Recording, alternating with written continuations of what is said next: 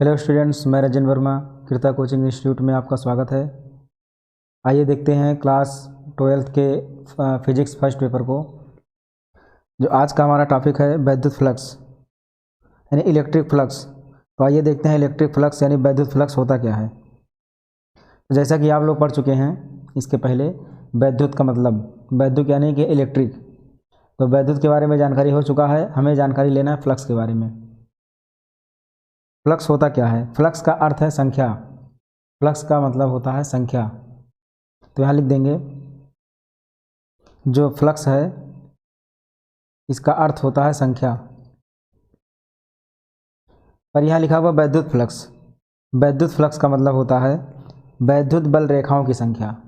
यहाँ लिख देंगे वैद्युत फ्लक्स। वैद्युत फ्लक्स का अर्थ होता है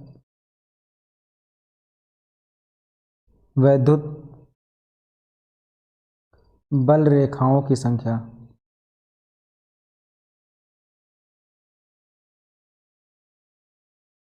ये इसका अर्थ होता है। अब जो परिभाषा इसका है वो इसी पर आधारित है। वैद्युत फ्लक्स का जो परिभाषा है वो वैद्युत बल रेखाओं की संख्या पर ही आधारित है। तो पहले परिभाषा लिखेंगे, उसके बाद इसको चित्र से समझेंगे क्या होता है ये। इसका परिभाषा है किसी पृष्ठ से अभिलंबवत किसी पृष्ठ से अभिलंबवत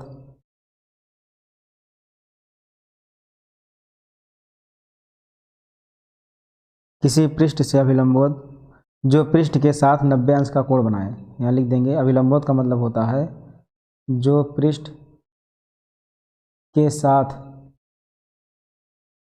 90 अंश का कोण यानी समकोण बनाए। पृष्ठ के साथ 90 अंश का कोण बनाए।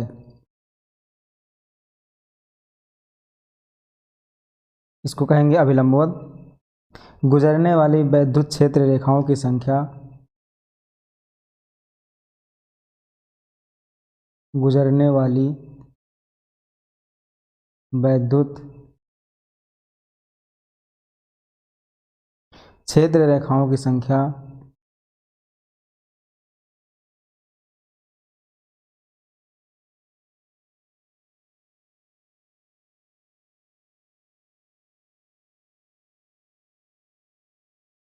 को उस पृष्ठ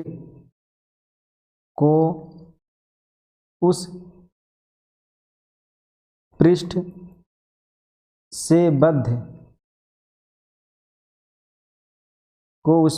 बद्ध वैद्युत फ्लक्स कहते हैं।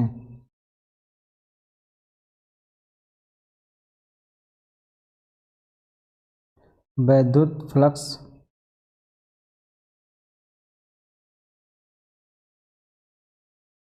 कहते हैं। इसे फाई से प्रदर्शित किया जाता है। इसको लिख देंगे, इसे फाई या फाई ई से प्रदर्शित करते हैं।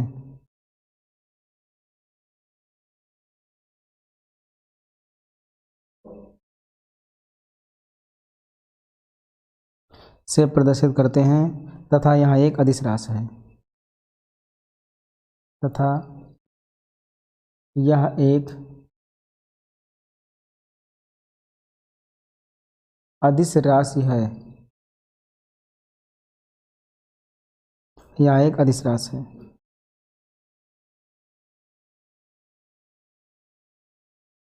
मान लें कि ये कोई समतल पृष्ठ है।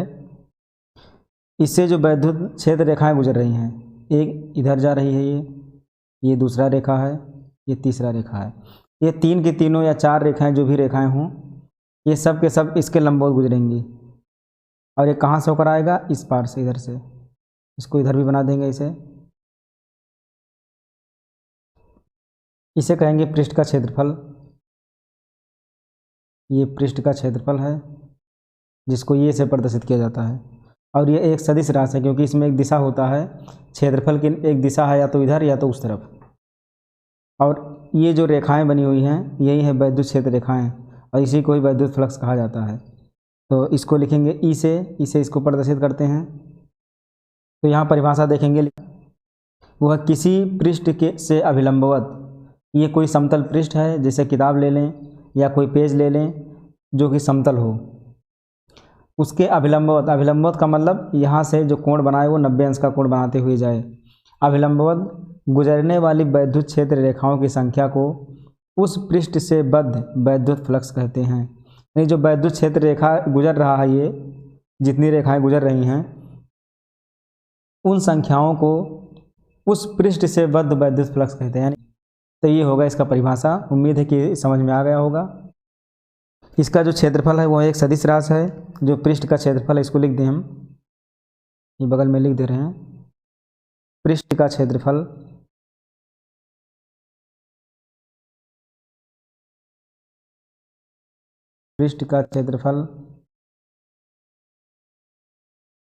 एक सदिश राशि है।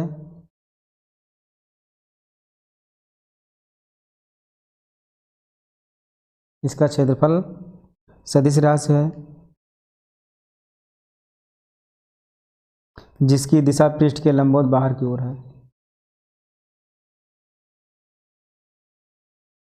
जिसकी दिशा पृष्ठ के लंबवत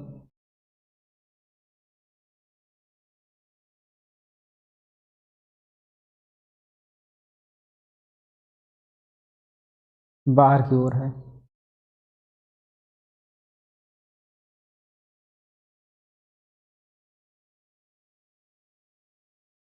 ये हो जाएगा, यानी इसकी जो दिशा पृष्ठ की वो इस तरफ हो जाएगी। पृष्ठ इस तरफ ऐसे ऊर्ध्वाधर पृष्ठ है, तो जो क्षैतिज बनेगा इसका पृष्ठ का क्षेत्रफल का जो दिशा होगा वो क्षैतिज हो जाएगा, यानी पृष्ठ के लंबवत बाहर की ओर इसका दिशा हो जाएगा। अब अगले पॉइंट को लिखेंगे इसके। तो इसका फार्मूला निकालने के लिए पहले ये पता करना पड़ेगा कि ये किस किस पर निर्भर करता है। तो यहाँ लिखेंगे वैद्युत फ्लक्स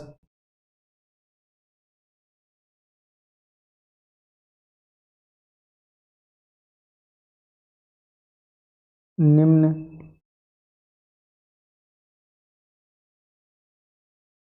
दो बातों पर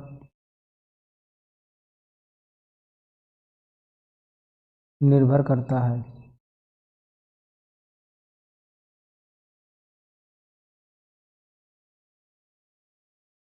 वो कौन कौन सी बातें हैं?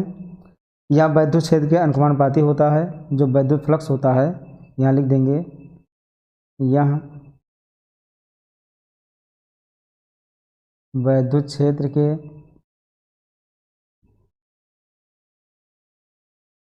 अनुक्रमानुपाती होता है।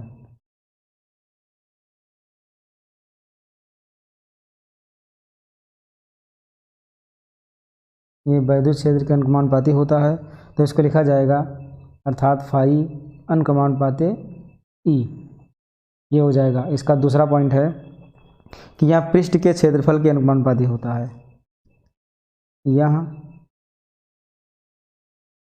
पृष्ठ के क्षेत्रफल यानी ये के अनुक्रमानुपाती होता है।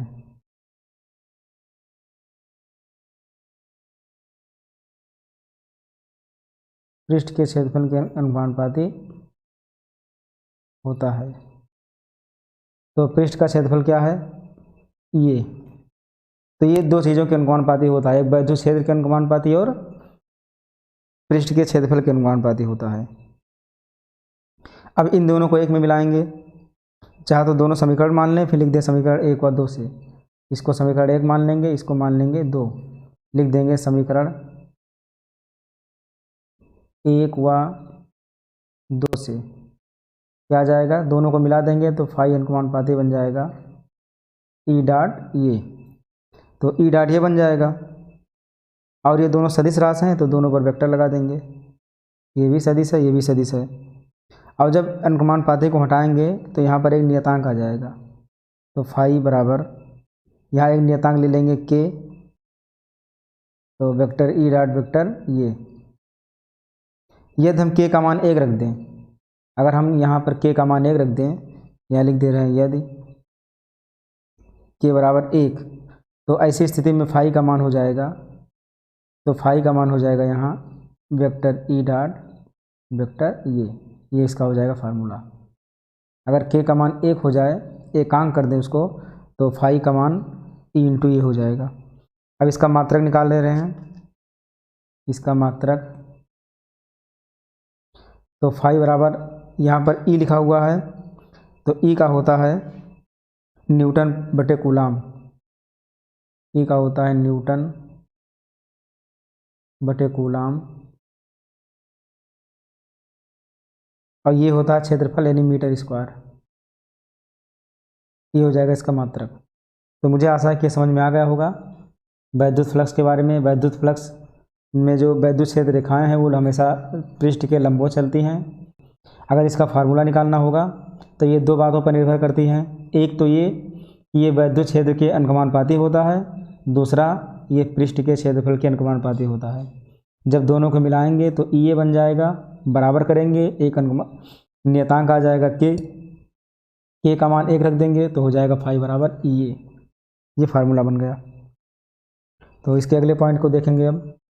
जैसा कि हमको पता है जो वैद्युत क्षेत्र रेखाएं हैं वो पृष्ठ के लंबवत गुजरती हैं, परंतु यदि वैद्युत क्षेत्र रेखाएं पृष्ठ के लंबवत ना गुजरें तब क्या होगा। तो उसके लिए देखेंगे, यदि वैद्युत क्षेत्र रेखाएं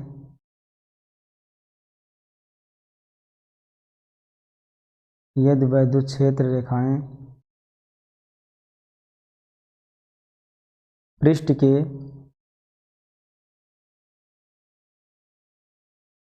लंबवत ना हो तो ऐसी कंडीशन में क्या होगा। लिखा यदि वैद्युत क्षेत्र रेखाएं पृष्ठ के लंबवत ना हो, परंतु हमको पता है कि जो वैद्युत क्षेत्र रेखाएं होती हैं वो हमेशा लंबवत ही गुजरती हैं। तो ऐसी स्थिति में अगर लंबवत नहीं होगा तो उसमें हमें लंबवत करना पड़ेगा, उसमें घटक ले करके लंबवत दिखाना पड़ेगा हमको। तो यहाँ दिखाएंगे इसको।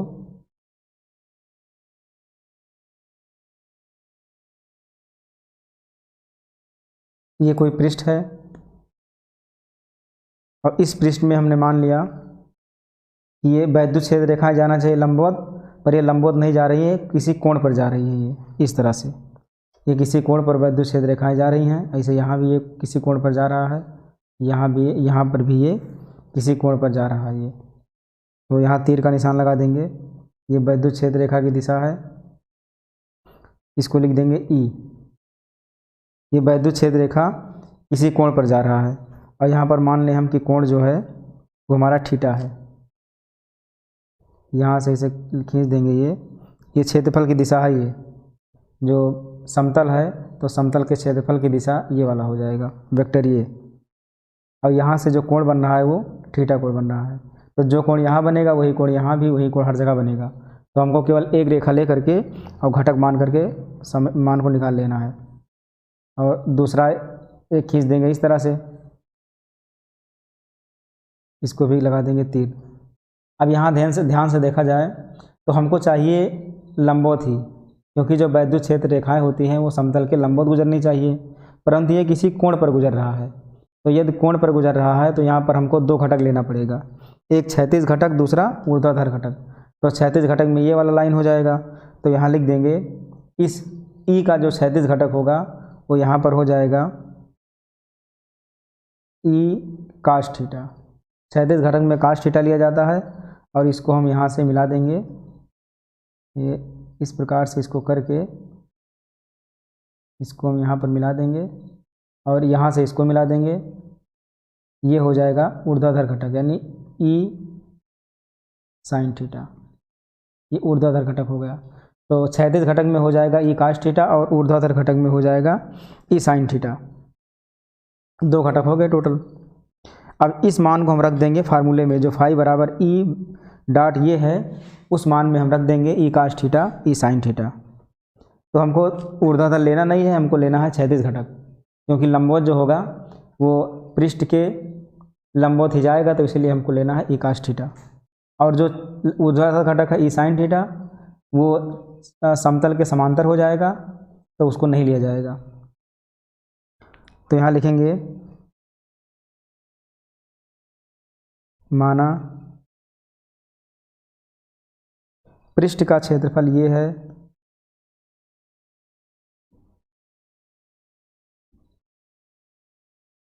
माना पृष्ठ का क्षेत्रफल ये है तथा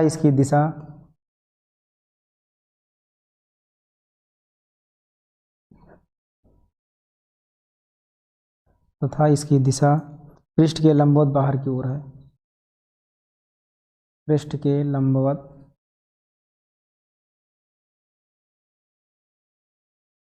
बाहर की ओर है।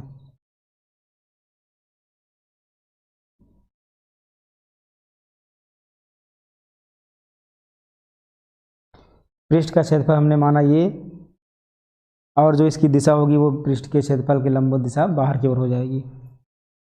तो जो फार्मूला है इसका फार्मूला लिखेंगे, चूँकि फाई बराबर होता है वेक्टर ई डॉट वेक्टर ये।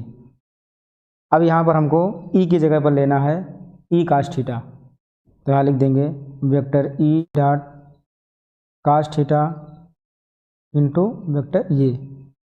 तो ये हो जाएगा इसका फार्मूला घटक रूप में। इसको इस तरह से भी लिख सकते हैं, फाई बराबर वेक्टर ई डॉट वेक्टर ये कास थीटा। इसको ऐसा भी करके लिख सकते हैं। तो ये हो जाएगा यदि वैद्युत क्षेत्र रेखाएं पृष्ठ के लंबवत ना हो अर्थात किसी कोण पर हो तो उसके लिए ये फार्मूला हो जाएगा। तो ये वैद्युत फ्लक्स समाप्त हो गया। अब इसके बाद वाले पॉइंट को देखेंगे जो कि है 1.11 यानी वैद्युत द्विध्रुव। ये वैद्युत द्विध्रुव क्या होता है, चलिए इसको देखते हैं। ये अगला पॉइंट हमारा है 1.11 वैद्युत द्विध्रुव यानी इलेक्ट्रिक डाइपोल। इसका अर्थ ये है कि जब कोई समान परिमाण के दो विपरीत आवेश एक दूसरे से अगर बहुत थोड़ी दूरी पर रखे हों यानी बहुत अल्प दूरी पर रखे हों तो इस व्यवस्था को हम वैद्युत द्विध्रुव कहते हैं। बहुत ही सिंपल सा फार्मूला है। जैसे यहाँ पर अगर कोई आवेश रखा हो, इस जगह पर माइनस क्यू आवेश रखा हो और थोड़ी दूरी पर यहाँ रखा हो प्लस क्यू आवेश, ये दोनों रखे गए हों इस तरह से। अब इनकी बीच की दूरी बहुत ही कम हो यानी बहुत ही अल्प दूरी हो, मान लेंगे कि ये 2a की दूरी पर रखे हुए हैं। यहाँ पर इसको हम आगे बढ़ा सकते हैं, इधर भी आगे बढ़ा सकते हैं इसको।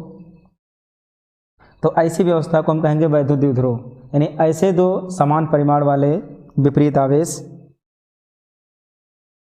जो बहुत अल्प दूरी पर रखे हों तो ऐसी व्यवस्था को हम वैद्युत द्विध्रुव कहते हैं।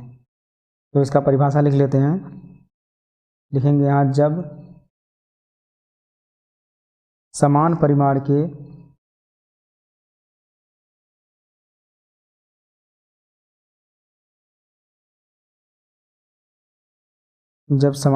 के दो विपरीत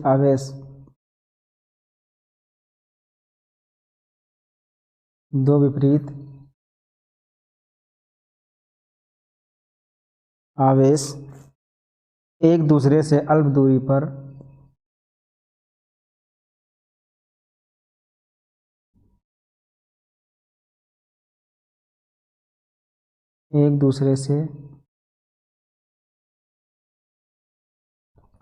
पर रखे जाते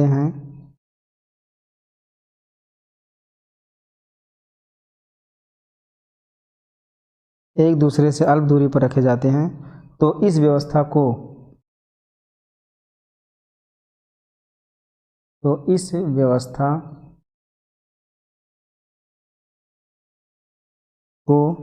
वैद्युत द्विध्रुव कहते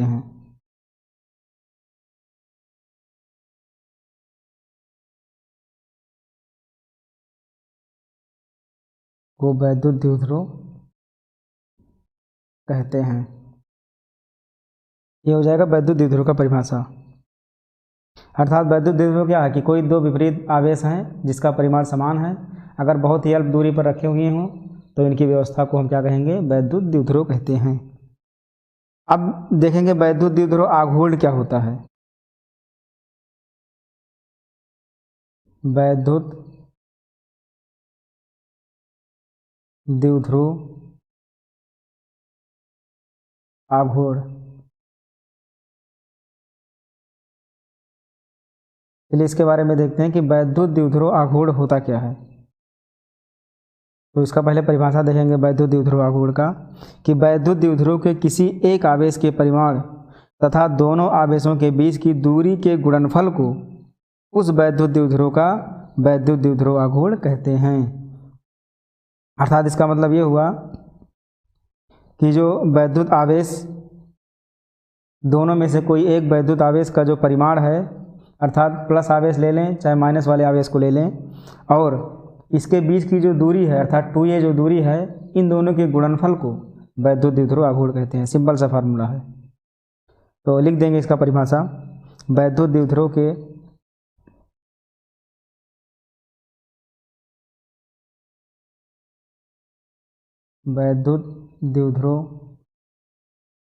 के किसी एक आवेश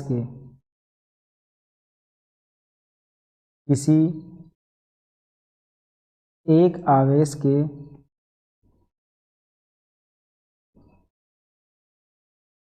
परिमाण तथा किसी एक आवेश के परिमाण तथा दोनों आवेशों के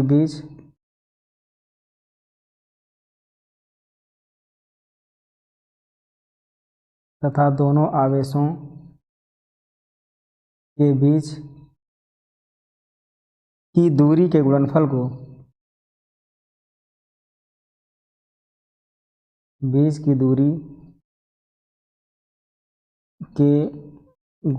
को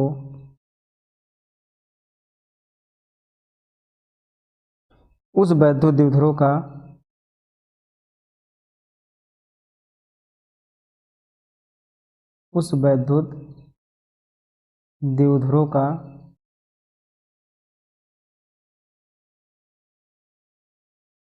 वैद्युत द्विध्रुव आघूर्ण कहते हैं।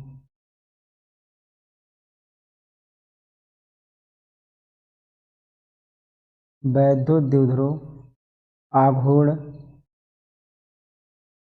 कहते हैं।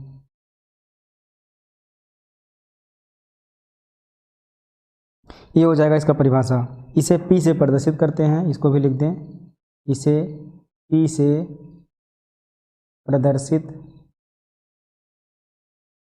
करते हैं। इसे P से प्रदर्शित करते हैं। और यहाँ एक सदिश राशि है, यह एक सदिश राशि है।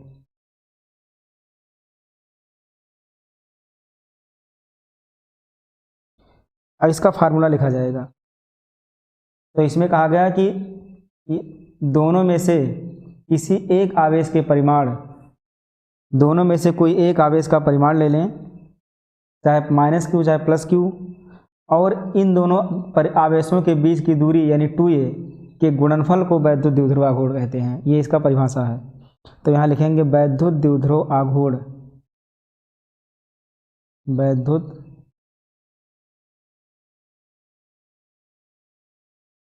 द्विध्रुव आघूर्ण बराबर हो जाएगा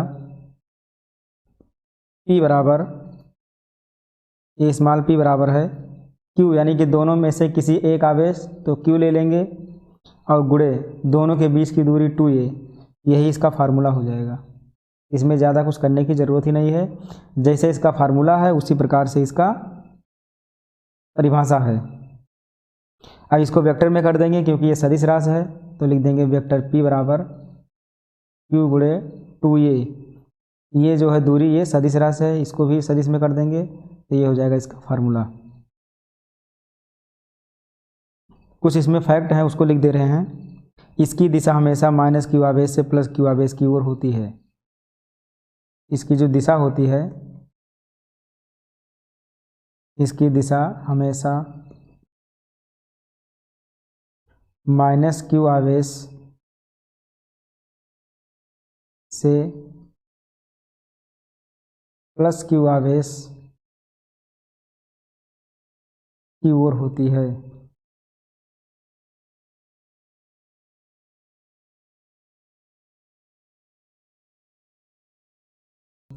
इसका मात्रक निकालना चाहेंगे, मात्रक हो जाएगा इसका P बराबर Q इंटू 2a। Q है कूलाम, Q है कूलाम और ये है मीटर यानी दूरी, तो कूलाम मीटर हो जाएगा इसका मात्रक। यहाँ जो फार्मूला लिखा हुआ है इसको हम इस तरह से भी लिख सकते हैं, वेक्टर P बराबर 2 क्यू इंटू ये, ऐसे भी इसको हम कर सकते हैं 2Q ये करके। तो ये हो जाएगा वैद्युत द्विध्रुव आघूर्ण। अगला पॉइंट है हमारा 1.11 का ही है वैद्युत द्विध्रुव का। वैद्युत द्विध्रुव के कारण वैद्युत क्षेत्र यानी electric field due to electric dipole. इसके टोटल 2 कंडीशन हैं। पहला कंडीशन है वैद्युत द्विध्रुव की अक्ष पर स्थित किसी बिंदु पर वैद्युत क्षेत्र की तीव्रता ज्ञात करना। इसमें कह रहा है कि वैद्युत द्विध्रुव की अक्ष पर स्थित, अक्ष पर स्थित होने का मतलब निकालना है हमको अक्षीय स्थिति में। अब इसके बाद जो दूसरा कंडीशन है वो है निरक्षीय स्थिति में। तो पहले अक्षीय स्थिति करेंगे, उसके बाद में करेंगे निरक्षीय स्थिति को। तो अक्षीय स्थिति का मतलब ये है कि कोई एक अक्ष ले लेंगे, उस पर 2 समान आवेश रख देंगे, 2 समान परिमाण के विपरीत आवेश रखेंगे। तो यहाँ पर ले लेंगे -Q आवेश, यहाँ पर ले लेंगे +Q आवेश। यहाँ पर हमने मान लिया कि ये पॉइंट ये है, यहाँ पर हमने मान लिया कि ये पॉइंट बी है। जहाँ पर ये आवेश रखे हुए हैं, ये पर -Q आवेश है और बी पर +Q आवेश रखा हुआ है। और इन दोनों के बीच की दूरी, दोनों आवेशों के जो बीच की दूरी है वो है 2a, यानी अल्प दूरी है 2a। इसको हमने ले लिया। अब यहाँ पर इसके अक्ष को पूरा कर देंगे। ये मान लें कि ये अक्ष है, इसको बढ़ाते चले जाएंगे आगे की तरफ, इसको भी बढ़ा देंगे। ये अक्ष है वैद्युत द्विध्रुव का। अब यहाँ पर हमने कोई एक बिंदु ले लिया, यहाँ पर कोई बिंदु ले लिया, इसको मान लिया हमने P। और जो ये P बिंदु है, इसी बिंदु पर हमको वैद्युत क्षेत्र की तीव्रता ज्ञात करनी है। जो हमने P बिंदु लिया है, इसी पर हमको वैद्युत क्षेत्र की तीव्रता ज्ञात करनी है। इसके बीच में एक कोई पॉइंट ले लेंगे हम, इस पॉइंट का नाम देंगे वो पॉइंट दे देंगे नाम। तो वो से लेकर के जो B तक की दूरी होगी वो हो जाएगा ये दूरी। इसको अलग कर देंगे क्योंकि यहाँ से ये से B तक की दूरी 2a है, और जब मध्य बिंदु ले लेंगे तो वो से B तक की दूरी ये हो जाएगा, और यहाँ से यहाँ तक की भी दूरी हो जाएगा ये, यानी दोनों दूरियों को अलग अलग कर देंगे। अब हमने ये मान लिया कि वो से ले करके और जो ये P बिंदु है, इसके बीच की दूरी हमने मान लिया r, ये हमने दूरी मान लिया r।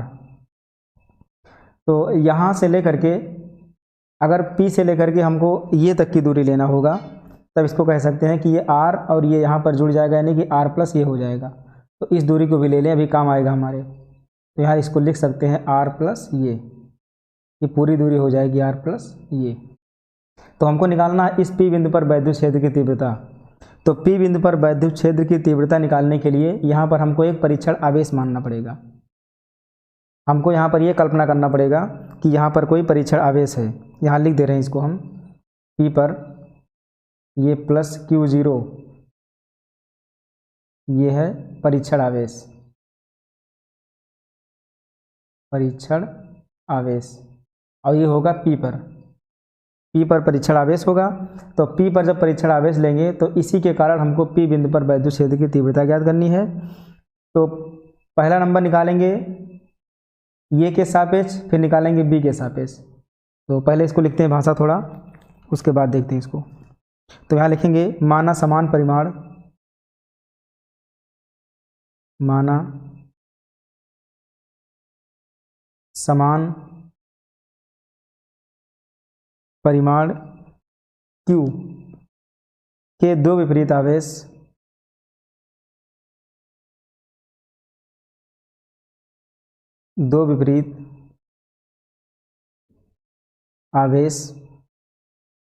जो एक दूसरे से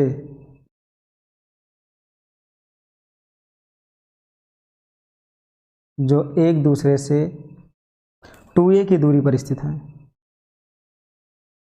2a के दूरी पर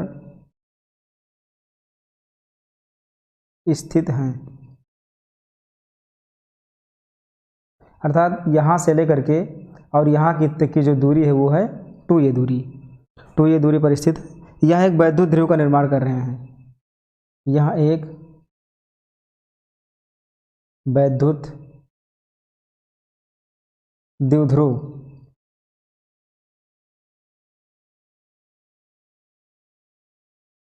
का निर्माण कर रहे हैं, वैद्युत द्विध्रुव का निर्माण कर रहे हैं। माना इसकी अक्ष पर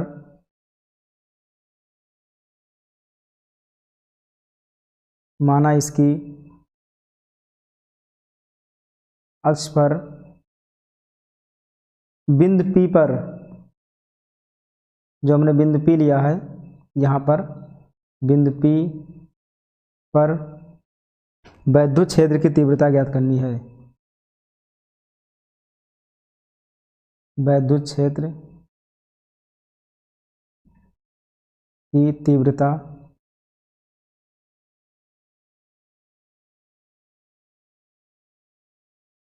ज्ञात करनी है। इसी P बिंदु पर हमको वैद्युत क्षेत्र की तीव्रता ज्ञात करनी है। अब जो जो दूरी हमने यहाँ पर लिखा है उस दूरी को लिख देंगे कि वो से लेकर P तक की दूरी हमने माना है R, और वो से B तक की दूरी को ये, इन सबको लिखना पड़ेगा। लिखेंगे माना वो से P की दूरी, वो से P की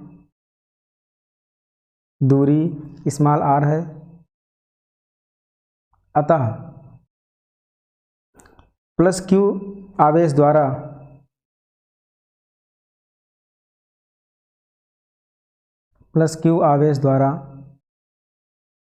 उत्पन्न वैद्युत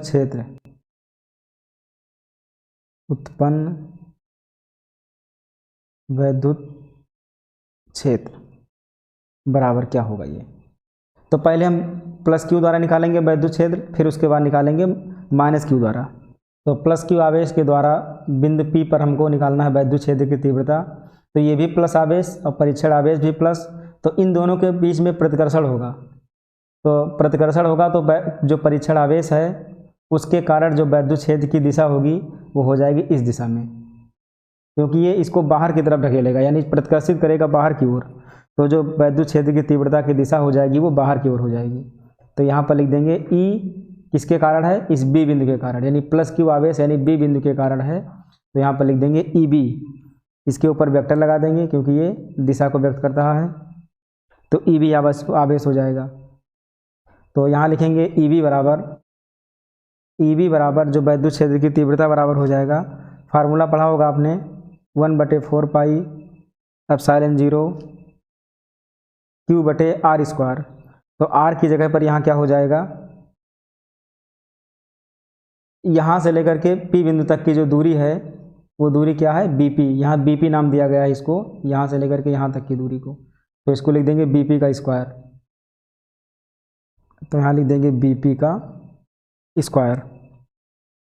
तो बराबर करेंगे फिर, तो 1/4 पाई एप्सिलॉन 0 Q/, ये BP की जगह पर मान रखा जाएगा।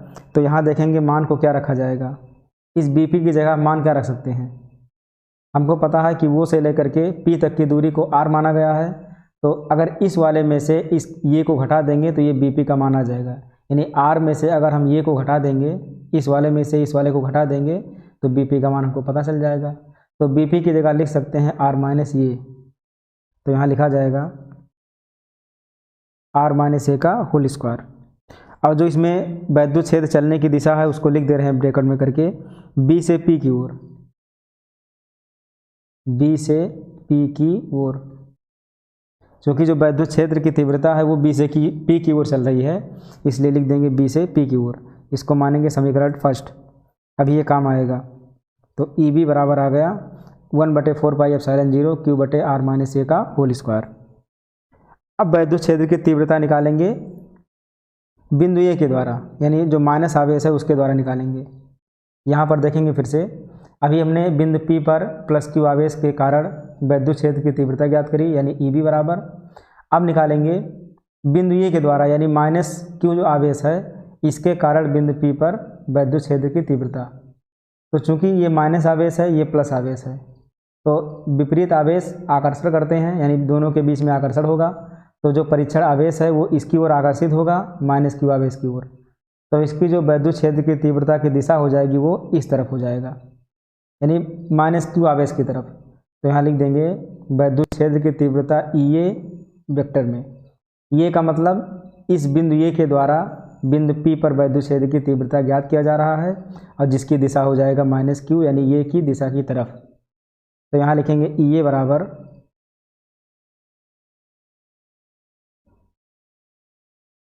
वेक्टर ई ए बराबर वही फार्मूला 1/4 पाई एप्सिलॉन 0 क्यू बटे, अब आर स्क्वायर होगा यानी दूरी का स्क्वायर। तो दूरी यहाँ पर देखेंगे क्या है, बिंदु P से लेकर के बिंदु ये तक की दूरी, यहाँ से यहाँ तक की दूरी r है और यहाँ से यहाँ तक की दूरी है ये, यानी इसको लिखेंगे EP। अभी इसको EP लिख देंगे, EP का स्क्वायर।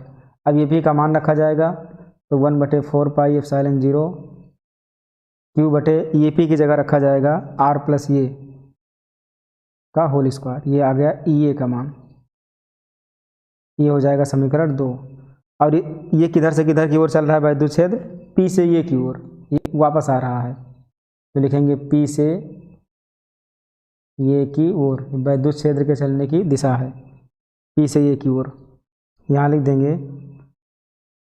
माइनस क्यू आवेश द्वारा P पर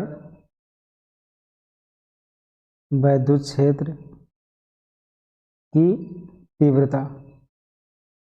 इसको यहाँ लिख देंगे कि जैसे वहाँ पर लिखे थे प्लस क्यू आवेश द्वारा P पर वैद्युत क्षेत्र की तीव्रता, वैसे यहाँ माइनस क्यू आवेश द्वारा लिखेंगे। अब EA और EB ये दो के दोनों आ गए वैद्युत क्षेत्र की तीव्रता। अब हमको P पर परिणामी वैद्युत क्षेत्र निकालना है तो लिखेंगे अतः बिंदु P पर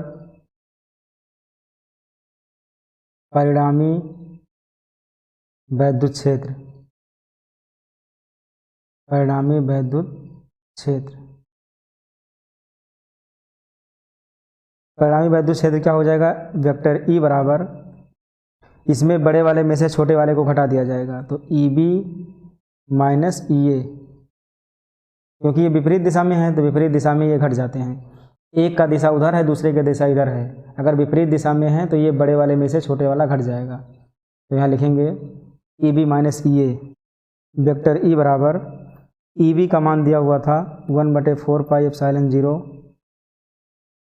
क्यू बटे R माइनस ये का होल स्क्वायर, और माइनस जो EA का मान आया था वो आया था 4 पाई एप्सिलॉन 0 और क्यू बटे R प्लस ये का होल स्क्वायर, ये हमारा मान आया था। अब इसको इन दोनों को सॉल्व करेंगे तो इसमें से जो कॉमन हो रहा है उसको पहले कॉमन कर लेंगे, उसके बाद आसानी से ये सॉल्व हो जाएगा।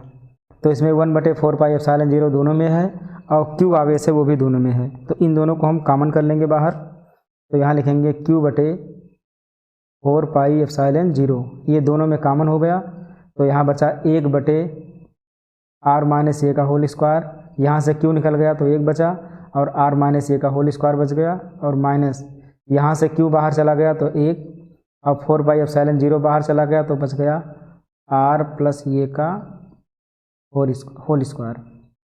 अब इन दोनों को सॉल्व करेंगे जो ब्रैकेट के अंदर हैं, तो इसको वैसे रहने देंगे जैसे है तैसे।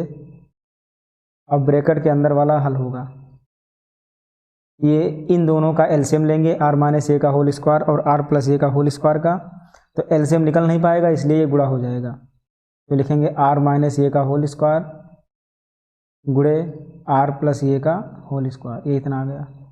अब इन दोनों को हम R माइनस ए से जब भाग करेंगे तो R माइनस ए वाला कट जाएगा तो बचेगा प्लस वाला आकर के यहाँ गुणा हो जाएगा, तो ये हो गया R प्लस ए का होल स्क्वायर माइनस, वही प्रक्रिया यहाँ भी होगा, इस वाले से भाग होगा ये पूरा, तो जो यहाँ पर लिखा हुआ है वही कट जाएगा, बच जाएगा R माइनस ए का होल स्क्वायर। या इसको सीधा सीधा ये भी कर सकते हैं, क्योंकि हर में दोनों डायरेक्ट गुणा हो गया है तो अंश में जो मान आएगा वो सीधा कहीं से गुणा होकर के आ जाएगा, यहाँ वाला इधर चला आएगा और ये माइनस वाला उधर चला जाएगा, बस ये सीधा सीधा मान आ जाएगा। अब इस ब्रैकेट को खोल देंगे, जो R प्लस ए का होल स्क्वायर है, R माइनस ए का होल स्क्वायर है, इसके सूत्र को खोल देंगे हम बटे 4 पाई एप्सिलॉन 0। तो R प्लस ए का होल स्क्वायर यानी ए प्लस बी का होल स्क्वायर का सूत्र लगाना पड़ेगा यहाँ, तो लिख देंगे ए प्लस बी का होल स्क्वायर का सूत्र होता है A square plus B square plus 2ab, और ये माइनस बी का जो होल स्क्वायर का फार्मूला है वो होता है A square plus B square minus 2ab। ये आपने हाई स्कूल में पढ़ा होगा मैथ में। तो यहाँ लिख देंगे ए प्लस बी का होल स्क्वायर यानी आर प्लस ए का होल स्क्वायर, तो होगा R square plus A square plus 2ab यानी 2 इंटू आर इंटू ये माइनस, ऐसे इसको भी ब्रैकेट खोल देंगे तो हो जाएगा R square plus A square minus 2r ये बटे, अब जो बटे के नीचे है उसको भी हमको एक में शामिल करना पड़ेगा, क्योंकि यहाँ भी स्क्वायर लगा है, इस पर भी स्क्वायर लगा है, स्क्वायर दोनों पर लगा है, तो काम ये करेंगे कि दोनों को अंदर कर देंगे और स्क्वायर पूरे पर लगा देंगे। तो इसको लिख सकते हैं r माइनस ये और r प्लस ये, और ये कर देंगे पूरे का स्क्वायर, ये पूरे का स्क्वायर हो जाएगा और बड़े ब्रैकेट को हम बंद कर देंगे। तो q बटे 4 पाई एप्सिलॉन 0, अब इस छोटे ब्रैकेट को हटा देंगे तो माइनस का चिन्ह जब अंदर जाएगा तो सभी चिन्ह को बदल देगा, तो ये हो जाएगा आर स्क्वायर प्लस ये स्क्वायर प्लस 2r ये माइनस, ये हो जाएगा आर स्क्वायर वैसे रहेगा, ये प्लस का चिन्ह है तो माइनस बन जाएगा, ये माइनस का चिन्ह है तो प्लस बन जाएगा 2r ये बटे, एक काम यहाँ भी करना होगा, ये r माइनस ये और r प्लस ये लिखा है, तो ये फार्मूला है ये माइनस बी और ये प्लस बी का, ये होता है ये स्क्वायर माइनस बी स्क्वायर, तो जहाँ r माइनस ये r प्लस ये लिखा है वहाँ लिख देंगे ये स्क्वायर माइनस बी स्क्वायर, यानी आर स्क्वायर माइनस ये स्क्वायर लिख देंगे। अब पूरे का ये होल स्क्वायर है तो इसको इसे लगा देंगे। अब इसमें से आर स्क्वायर माइनस में और आर स्क्वायर प्लस में दोनों कट गया, ये स्क्वायर प्लस में ये स्क्वायर माइनस में कट गया, तो इसको और सॉल्व करेंगे तो ये बन जाएगा ई बराबर, जो क्यू है बाहर उसको वैसे लिख देंगे क्यू बटे 4 पाई एप्सिलॉन 0, और यहाँ पर जो था मान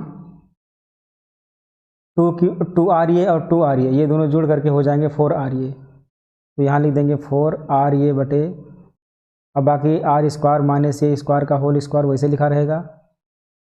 अब इसको लिख सकते हैं क्यू बटे 4 पाई एप्सिलॉन 0 इंटू, एक फार्मूला पढ़ा होगा आपने, इस 4 को हम तोड़ देंगे 2 के रूप में, तो यहाँ लिख सकते हैं 2 और ये को शामिल कर देंगे यहाँ पर, तो 2 की ये बन गया, इसमें से 2 बच गया, उस 2 को बाहर लिख देंगे और r को भी बाहर लिख देंगे, और बटे हो जाएगा आर स्क्वायर माइनस ये स्क्वायर का होल स्क्वायर। इसका फार्मूला होता है 2q ये बराबर होता है p यानी वैद्युत द्विध्रुव आघूर्ण। अब जहाँ 2q ये लिखा उसकी जगह पर लिख देंगे p, तो ये हो जाएगा 1 बटे 4 पाई एप्सिलॉन 0, इसको अलग कर देंगे और इसकी जगह पर लिख देंगे हम p और बचा 2r और बटे आर स्क्वायर माइनस ये स्क्वायर का होल स्क्वायर, इसको व्यवस्थित कर देंगे तो वेक्टर ई बराबर हो जाएगा 1 बटे 4 पाई एप्सिलॉन 0 और यहाँ पर हो जाएगा 2pr बटे आर स्क्वायर माइनस ये स्क्वायर का होल स्क्वायर, ये इसका फार्मूला बन जाएगा। अब इसमें देखेंगे कि जो ये का मान है वो r से छोटा है, यहाँ लिखेंगे कि जो r का मान है वो ये से बड़ा है, जब r ये से बड़ा है तो इसका मतलब ये हुआ कि r स्क्वायर जब लेंगे तो ये स्क्वायर से बहुत ज़्यादा बड़ा होगा, यानी कि ये स्क्वायर r स्क्वायर की तुलना में ये स्क्वायर का मान एकदम अल्प हो जाएगा, और इसको हम छोड़ भी सकते हैं, तो यहाँ लिख सकते हैं तब r स्क्वायर के सापेक्ष ये स्क्वायर की उपेक्षा करने पर, ये स्क्वायर की उपेक्षा करने पर यानी इसको हटाने पर, और जब इसको हटा देंगे तो क्या आएगा, अगर ये स्क्वायर को हटा देंगे तो ये बन जाएगा वेक्टर ई बराबर 1 बटे 4 पाई एप्सिलॉन 0, ये 2pr बटे यहाँ हो जाएगा आर स्क्वायर का घात 2 यानी r की घात अब बन जाएगा ये 4 घात, तो 1 बटे 4 पाई एप्सिलॉन 0 और ये है 2pr बटे ये बन जाएगा r की घात 4 वेक्टर ई बराबर, तो यहाँ पर एक r और यहाँ पर एक r कट जाएगा तो ये बचेगा 3r, तो यहाँ इसको काट देंगे, इस r से इस वाले r को काटेंगे तो ये घात 3 बचेगा, तो यहाँ लिख देंगे वेक्टर ई बराबर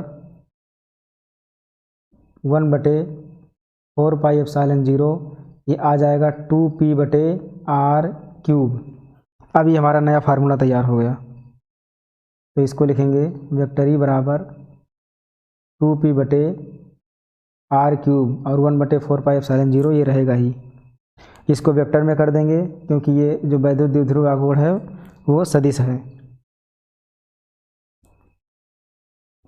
तो ये जो अक्षीय स्थिति में वैद्युत द्विध्रुव आघूर्ण यानी वैद्युत क्षेत्र की तीव्रता जो ज्ञात करना था वैद्युत द्विध्रुव आघूर्ण के माध्यम से, वो कंप्लीट हो गया। अब इसके बाद का जो वीडियो आएगा उसमें रहेगा निरक्षीय स्थिति में। तो इसको अच्छे से समझें, वीडियो बढ़िया ध्यान से देखें। अगर एक बार में ना समझ में आए तो वीडियो को दोबारा देखें। मुझे आशा है कि ज़रूर समझ में आएगा, पर कहीं कुछ इसमें कमी हो या कोई चीज़ ना समझ में आ रहा हो तो उसको कमेंट बॉक्स में ज़रूर लिखें, उसको अगले वीडियो में हम क्लियर कर देंगे। तो इसको अच्छे से देखें, समझें और अपने बोर्ड की प्रिपरेशन करते रहें। फिर मिलते हैं अगले वीडियो में।